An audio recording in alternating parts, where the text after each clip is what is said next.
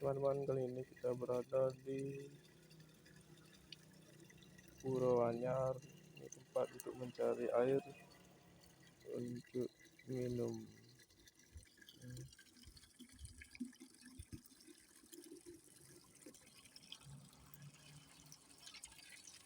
Ini